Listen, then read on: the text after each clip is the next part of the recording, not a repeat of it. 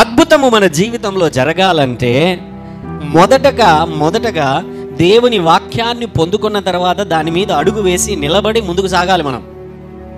హల్లెలూయా. ఖచ్చితముగా యాక్సిడెంటల్గా మిరకల్స్ ఏవి జరగవు. హల్లెలూయా. అనుకోకుండా అద్భుతాలు మన జీవితాలలో జరగవు. మనకు అనిపించచ్చు ఒక్కొక్కసారి, మాకే అర్థము కాకోకుండా ఈ అద్భుతం నా జీవితంలో జరిగిపోయింది. హల్లెలూయా, హల్లెలూయా. కొన్నిసార్లు మనం కొన్నిసార్లు ఉన్నట్టుండి మన జీవితాలలోనే యాక్సిడెంటల్గా కింద పడిపోవడము, యాక్సిడెంటల్గా లేని సమస్యలు రావడము, యాక్సిడెంటల్గా కొన్ని జరుగుతూ ఉంటాయి. అవి మనకు యాక్సిడెంటల్ అంతే. హల్లెలూయా. మనకు యాక్సిడెంటల్ అంతే. అయితే బైబిల్ చెబుతున్నది, దేవుడు చెబుతున్నాడు, నీ తల వెంట్రుకలన్నీ లెక్కింపబడి ఉన్నవి. దాని అర్థం ఏంటంటే తెలుసా అండి, స్నానం చేసే రోజు ప్రతిరోజు ఉంటాను లేదా, దేవుడు మన తల వెంట్రుకలు పక్కకు పడిపోయాయి అనుకో, ఆయన రికార్డులో ఈరోజు నా కుమారుని యొక్క తలలో నుంచి, నా కుమార్తె తలలో నుంచి ఇన్ని వెంట్రుకలు వెళ్ళిపోయాయి. హల్లెలూయా. అర్థమవుతున్నదా? నువ్వు ఎప్పుడైనా ఎన్ని వెంట్రుకలు పోయినాయని కౌంట్ చేసుకోగలిగినావా? నువ్వు ఎప్పుడన్నా చేసావా నువ్వు? హల్లెలూయా. అర్థమవుతుందా నేను చెబుతున్నటువంటి మాటలు? ఎప్పుడైనా తెల్ల వెంట్రుకలు పీకినప్పుడు అమ్మయ్య ఎన్ని వెంట్రుకలు వచ్చినాయి అనుకుంటారు. హల్లెలూయా. బాగా గమనించండి. నీ యొక్క సిరులు వెళ్ళిపోయాయి అని చెప్పి నీ యొక్క జీవితంలో ఎప్పుడైనా నువ్వు కౌంట్ చేయగలిగావా? లేదు. అయితే ప్రతి దానిని కూడా దేవుడు కౌంట్ చేస్తున్నాడు. ఆమేన్. ప్రతి దానిని ఆయన లెక్క కడుతున్నాడు. ప్రతి దానిని మన జీవితాలలో అనుకోకుండా ఏది మన జీవితంలో అది జరగదు. దేవుని ప్రణాళికలోనే మన జీవితములలో కొన్ని పరిస్థితులు అనేటివి వస్తాయి.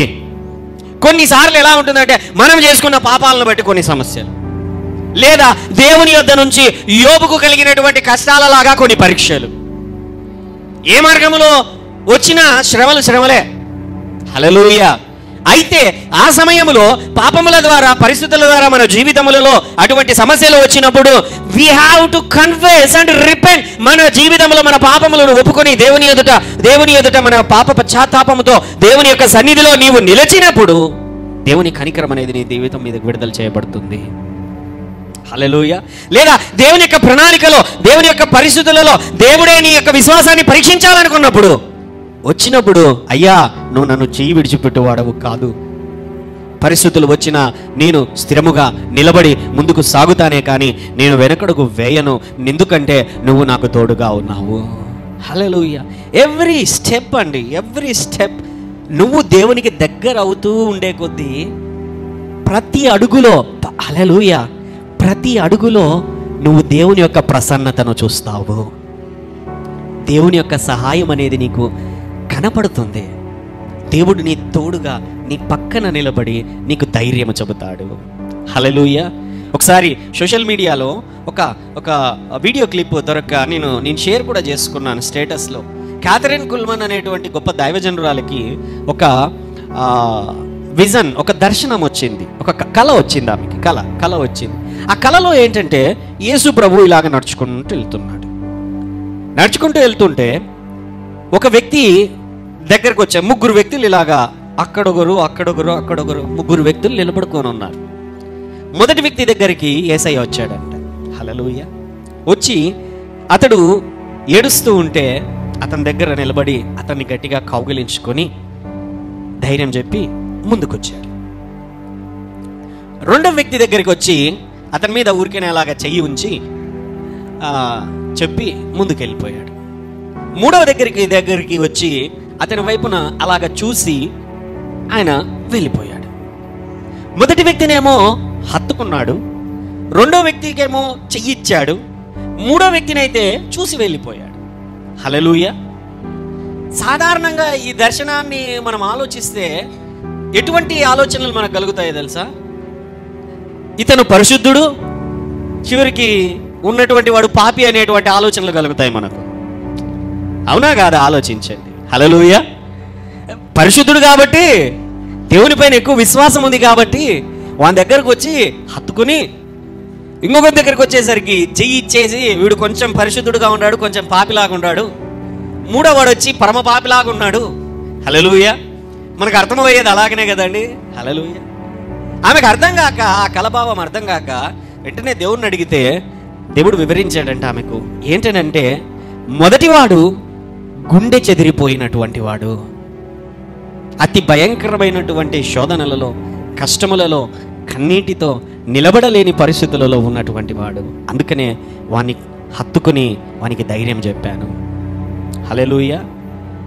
ఇంకొకడు మధ్యలో ఉన్నవాడు ఎవడు అనంటే, వీడు విశ్వాసంలో నిలబడడానికి ప్రయత్నిస్తూ, పరిశుద్ధ జీవితం కొరకు ప్రయత్నిస్తూ, పడిపోతూ లేస్తూ నిలబడడానికి ప్రయత్నిస్తున్నటువంటి వాడు. హల్లెలూయా. ఇంకొకడు ఎవడనంటే, చివరిగా ఉన్నటువంటి వాడు ఎవడనంటే, అందుకనే వాడిని ఏం చేశానంటే మధ్యలో ఉన్నటువంటి వాడిని చెయ్యి ఇచ్చి నిలబెట్టాను. హల్లెలూయా.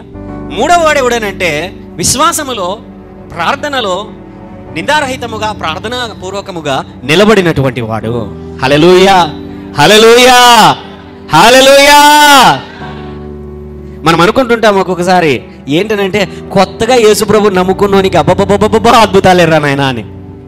హల్లెలూయా. అయితే చివరిగా విశ్వాసంలో ఉన్నవాన్ని దేవుడు అలా చూసుకుంటూ వెళ్ళిపోయాడు.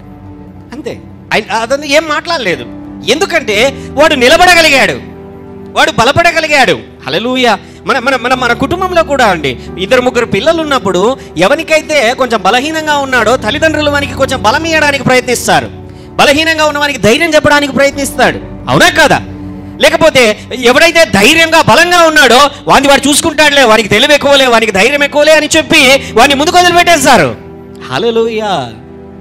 మన జీవితాలలో బాగా గమనించండి, దేవుని యొక్క ప్రేమ కూడా అలాగని చెప్పి పట్టించుకోవట్లేదు, విడిచిపెట్టారని కాదు. నీ యొక్క జీవితంలో కొన్నిసార్లు విశ్వాస ప్రయాణంలో నీకు దేవుని స్వరము అంతగా వినపడకపోయి ఉండొచ్చు, దేవుని యొక్క మాటలకు నీ యొద్దకు వచ్చి ఉండకపోయిండొచ్చు ఒక్కొక్కసారి. హల్లెలూయా.